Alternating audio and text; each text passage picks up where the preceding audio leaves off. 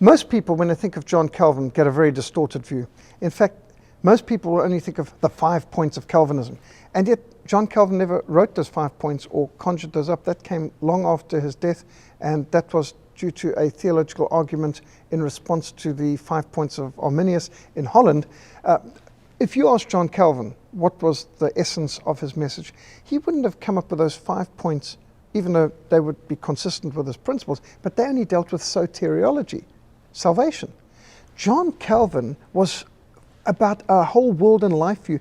If you ask John Calvin what was his emphasis, he would have said the sovereignty of God, the glory of God, the Lordship of Christ in all areas of life. So his emphasis was far more than the mechanics and technical theological details behind how we are saved. He was interested in how we live to the glory of God.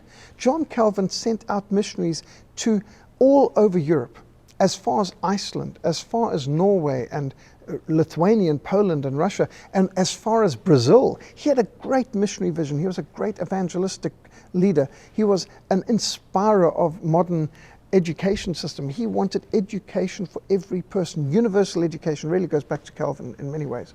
But more than that, John Calvin, in his teaching, laid the foundations for modern representative republics and the rule of law and the separation of powers.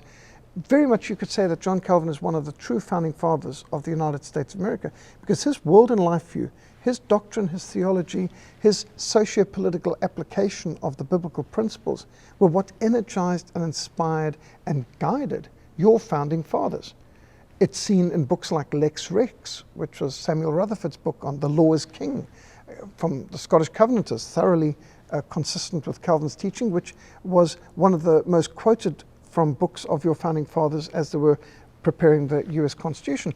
And this concept that the law is king, this sola scriptura, scripture alone is our authority, and that everything must be done in accordance with the law and it must be written in order to restrain government under chains.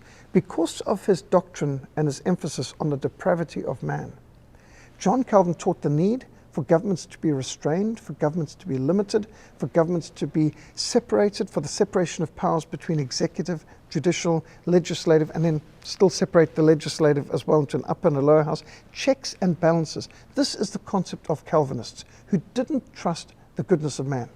The goodness of man people might have been happy with having 50% plus one in a democracy determining, but because the Calvinists understood the depravity of man, they realized that the tyranny of 50% plus one is no improvement over the tyranny of one king, because man is depraved, and that's as true in a democracy as it is in a monarchy. They didn't want a democracy, they didn't want a monarchy, they wanted constitutional republics or constitutional monarchies where you would have the rule of law, where law would be king and where power would be diffused and decentralized.